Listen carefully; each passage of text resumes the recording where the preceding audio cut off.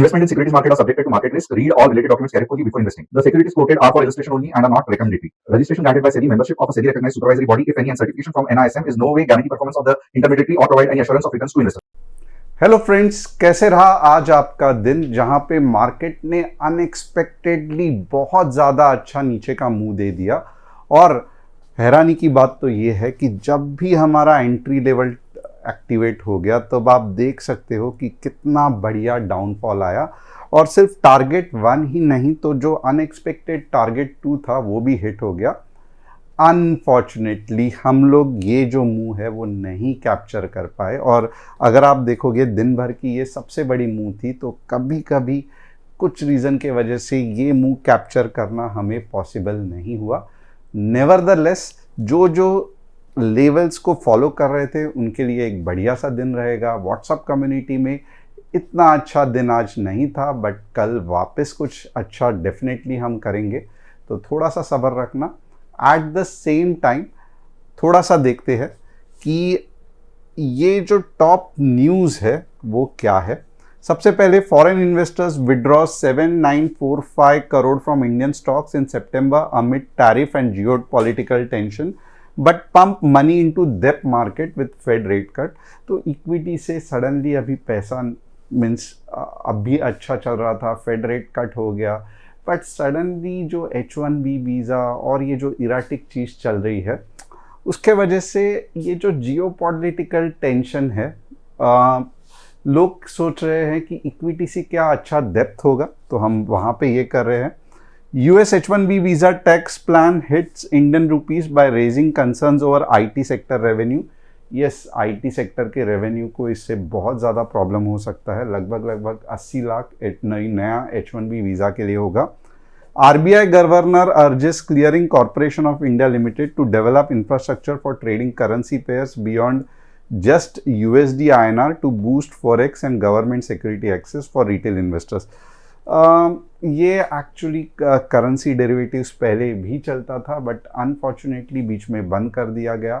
अब अगर RBI governor वापस ये रिक्वेस्ट कर रहे हैं तो देखना पड़ेगा अब किस तरीके से फॉरेक्स में ट्रेड होगा। अब उसके साथ क्या है, तो 3 स्टॉक्स जिसका एनालिसिस मैं करूंगा। सबसे पहले है सुज़लॉन, उसके बाद सेल, उसके बाद कोटक महिंद्रा। अगर आप चाहते हैं आपके 3 स्टॉक्स का मैं एनालिसिस करूं तो डेफिनेटली कमेंट सेक्शन में डालना। आज हम क्या करेंगे, तो आज सबसे पहले हम व्यू बिल्डिंग करेंगे कि मार्केट अब इतना बड़ा फॉल हुआ है तो सीरियसली अप ट्रेंड में है या डाउन ट्रेंड में है, ये समझना बहुत इंपॉर्टेंट है।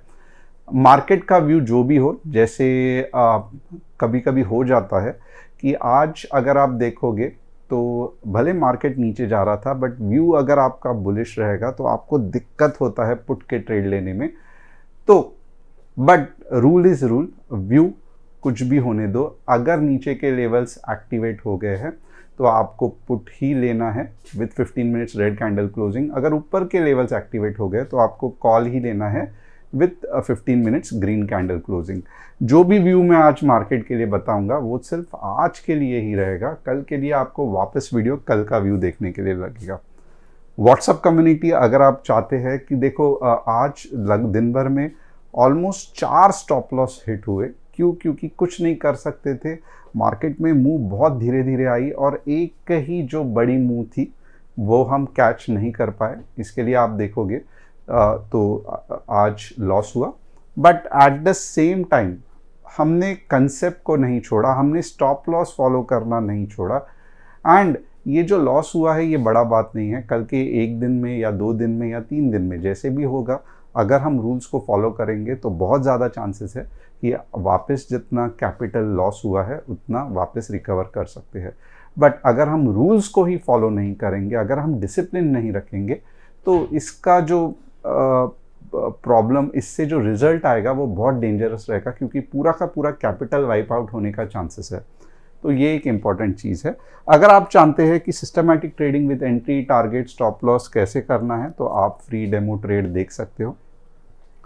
यहाँ पे आप देखोगे तो कुछ रूल बेस्ड ट्रेडिंग है, तो ये भी आप देख सकते हो। ये रूल बेस्ड ट्रेडिंग क्या है, तो कुछ 10 गोल्डन रूल्स ऑफ ट्रेडिंग है। तो इसे कैसे करना है, क्या करना है, आप ये फॉलो कर सकते हो। ये इसके लिए आपको क्या करना पड़ेगा, व्हाट्सएप कम्युनिटी ज्वाइन करनी पड़ेगी, जिसकी लिंक जो है वो डिस्क्रिप्शन में दी हुई है। अब आते हैं निफ्टी के एनालिसिस पे, और कल क्योंकि निफ्टी एक्सपायरी है तो बहुत ज़्यादा झोलझाल होने वाला है, यानी कि कंफ्यूजन होने वाला है। सबसे पहले देखेंगे कि क्या मार्केट अभी भी अप ट्रेंड में है या सब हवा निकल गई है मार्केट की, तो थोड़ा सा उसके बारे में देखेंगे।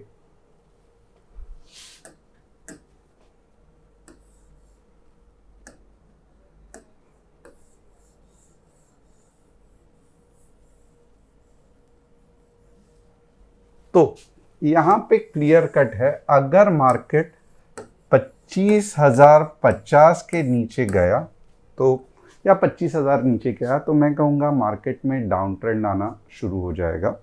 तो कल कुछ भी हो जाने दो, मार्केट 25,000 के नीचे क्लोज नहीं होना चाहिए। अगर 25,000 के नीचे क्लोज हो गया तो इसके जो इम्प्लीकेशंस रहेंगे, मैं कहूँगा मार्केट में जो वीकनेस रहेगा वो ज़्यादा रहेगा। अब ये डाउन ट्रेंड कौन से लेवल पे रहेगा, ये डाउन ट्रेंड सिर्फ 15 मिनट्स में रहेगा, याद रखना। But at the same time फिर मार्केट के जो लेवल्स रहेंगे वो एक रहेगा 24,900 के आसपास। बट स्टिल मेरे हिसाब से अगर यही मोमेंटम के साथ मार्केट को आगे बढ़ना है तो 25,000 के नीचे मार्केट बिल्कुल भी जाना नहीं चाहिए, और देखेंगे क्या वैसे कल होता है कि नहीं होता है। अब यहाँ पे एक तो चीज़ है कि 25,000 बहुत ज़्यादा साइकोलॉजिकल सपोर्ट भी है, and at the same time 25,000 बहुत ज़्यादा एक इंडिकेशन है कि इसके अगर ऊपर मार्केट रहा तो मोमेंटम जो है, जो स्ट्रेंथ है मार्केट की, वो इंटैक्ट है। अब यहाँ पे हम ये कैसे ट्रेड करने को देखेंगे, तो थोड़ा सा देखेंगे कि क्या स्ट्रक्चर फॉर्म हो रहा है। अब बहुत सारे लोग ये कहेंगे कि ये स्ट्रक्चर को क्यों ना हम हेड एंड शोल्डर की बात करें, जो कि रिवर्सल पैटर्न है।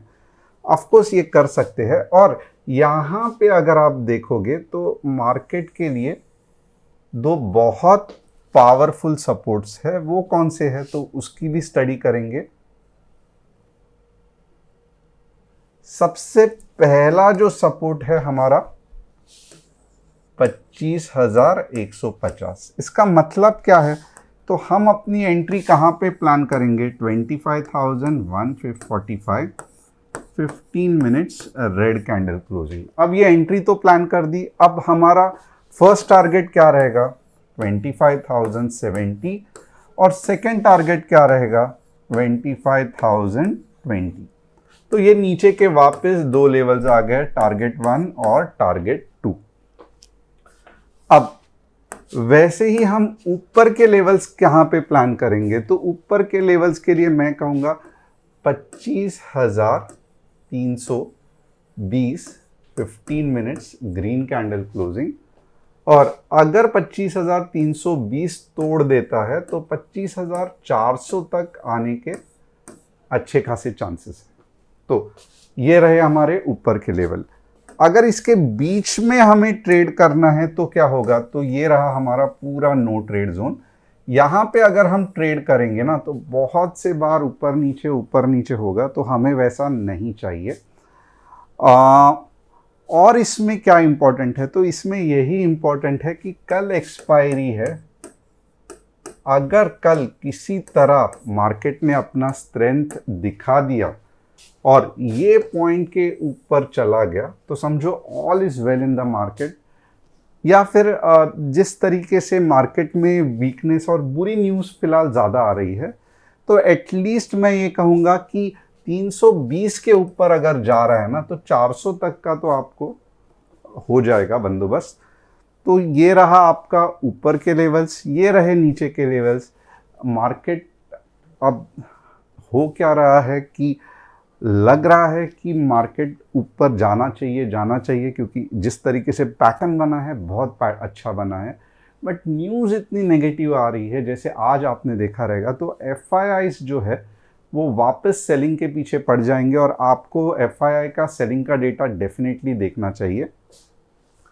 तो इसका मतलब क्या है कि कल के दिन, एक्सपायरी के दिन, थोड़ा सा मार्केट अपना डायरेक्शन, मुझे क्या करना है, यानी कि मुझे आगे जाके डॉक्टर बनना है, इंजीनियर बनना है, वैसे कल के दिन मार्केट थोड़ा अपना जो भी रुख है वो क्लियर कट कर देगा। उसके बाद जो हमें क्लियरिटी मिलेगी that will be very fantastic. तो इसके लिए मैं कहूँगा कि कल का और एक दिन है जो हमें शांति से देखना है कि मार्केट कैसे ये करता है, उसके बाद थोड़ा सा हम ओपिनियन डेवलप करेंगे तो बढ़िया होगा। अब बैंक निफ्टी का एनालिसिस देखते हैं। बैंक निफ्टी आज बहुत ज़्यादा अच्छा गिरी, तो बैंक निफ्टी के लेवल्स भी अचीव हो गए और बैंक निफ्टी के लिए क्या रहेगा, 55,200 के नीचे 150 और 55,500 के ऊपर 150। तो ये बैंक निफ्टी के लेवल्स हो गए। इसके अलावा और क्या है, तो चलो 3 स्टॉक, सुज़लॉन बहुत बढ़िया रैली आई बट अब थोड़ा सा कंसोलिडेशन बनता है, तो सुज़लॉन में फिलहाल कंसोलिडेशन रहेगा और 875 के ऊपर ही सुज़लॉन ऊपर जाने के चांसेस है।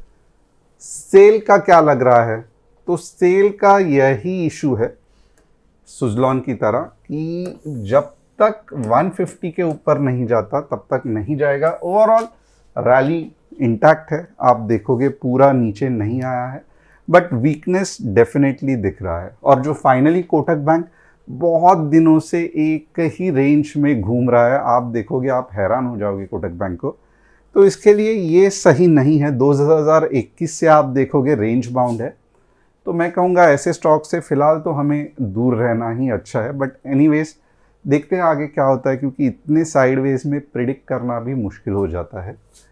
तो बस यही एनालिसिस है और धीरे धीरे कल क्योंकि एक्सपायरी है तो कल पिक्चर बहुत ज़्यादा क्लियर होगा कि मार्केट को कौन से डायरेक्शन में जाना है। और सबके लिए यही बेहतर रहेगा कि कल मार्केट 25,050 का लो करके एट द लोएस्ट ऊपर जाएगा तो बहुत बढ़िया मज़ा आएगा। एनीवेज देखते हैं मार्केट का कल का रुख। Thanks a lot, see you tomorrow for an exciting expiry analysis.